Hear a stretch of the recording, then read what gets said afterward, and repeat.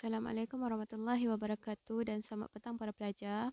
Baiklah, pada petang ni kita akan sambung lagi kelas kita untuk mata pelajaran ibadat darjah 4 iaitu mata pelajaran 1 dalam bab taharah iaitu menyucikan kulit ataupun samak.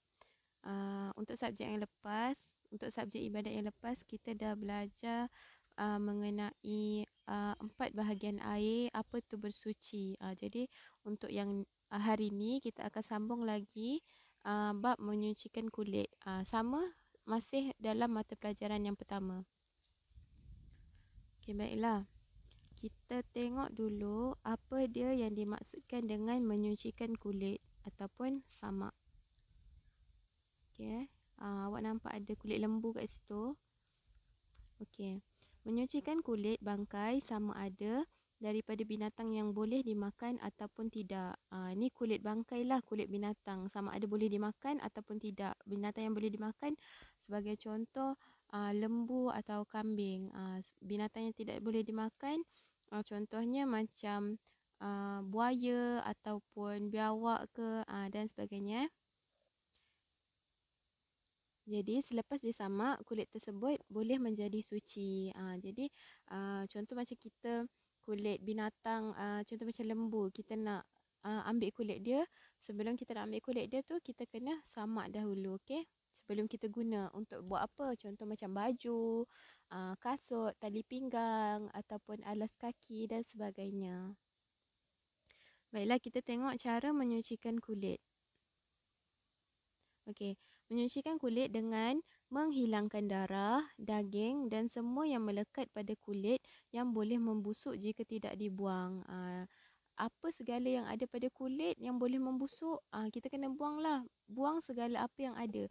Contoh macam darah ataupun daging, kita kena koreklah darah, daging ataupun lendir-lendir yang ada supaya nanti kalau kita guna benda tu, makin lama kalau ada tertinggal makin lama akan menjadi busuk benda tu. Okey.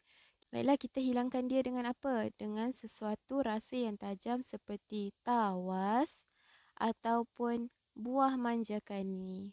Sesuatu yang kasar lah ni.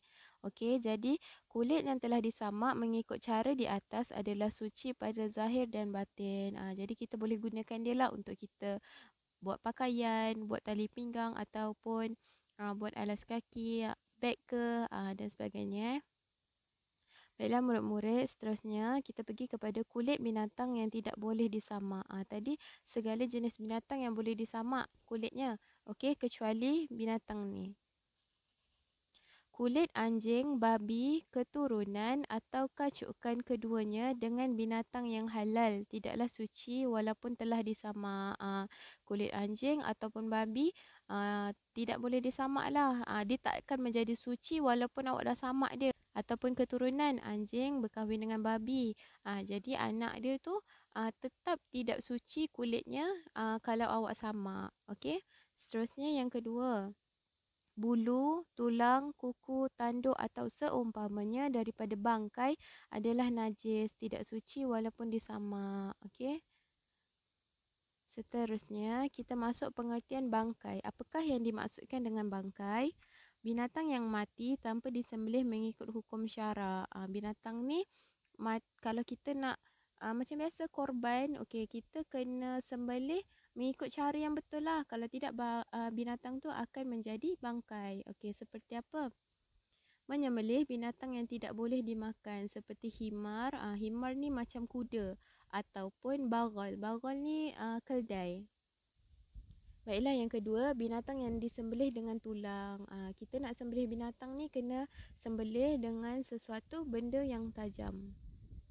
Baiklah, yang ketiga, binatang yang disembelih oleh orang kafir, orang yang bukan Islam.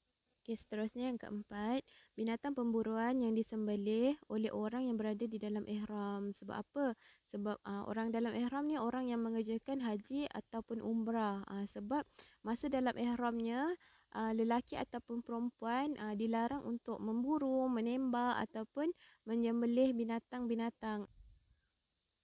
Baiklah, ada sedikit info tambahan berkaitan dengan bangkai. Hayatul masbuhah yang disembelih iaitu hidup nyawa ikan Dan yang kedua iaitu hayatu mustafirah, iaitu yang tetap, hidup, nyawa masih kuat. Okey, kita tengok contohnya. Okey, anak binatang yang mati ketika keluar daripada perut ibunya kerana disembelih ibunya, okey, adalah halal kerana sembelihannya termasuk sembelihan ibunya.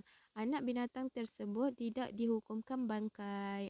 Jadi contoh macam ada seekor lembu ni. Okey, waktu korban, ibu dia dikorbankan, ibu dia disembelih. Jadi dalam perut dia ada anak. Jadi anak dia tu yang mati uh, sebab sembelihan ibunya, anak tu dia anak yang di dalam perut ibu dia tu dia kira halal, tidak termasuk dalam bangkai. Kita boleh makan sebab anak tu adalah termasuk dalam sembelihan ibunya. Tetapi jika anak binatang yang disembelih dalam keadaan hidup, tadi dalam keadaan mati, jadi dihukumkan suci, kita boleh makan dia. Yang ni dalam keadaan hidup. Okey, kita tengok hidup yang atas tu. Ada dua. Hayatul mazbuha, yang disembelih hidup nyawa-nyawa ikan. Jadi anak tu halal dengan tidak perlu disembelih. Maksudnya dia nyawa-nyawa ikan hampir mati.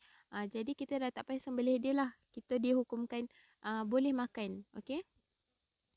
Yang kedua, hayatu mustafirah, yang tetap hidup, nyawa masih kuat. Dia keluar daripada perut ibu dia, dia masih kuat lagi. Jadi hendaklah disembelih semula. Okey. Jadi sampai situ saja penerangan saya berkaitan dengan menyucikan kulit dan bangkai. Kita sambung lagi untuk pelajaran seterusnya pada minggu hadapan. Terima kasih semua. Assalamualaikum warahmatullahi wabarakatuh.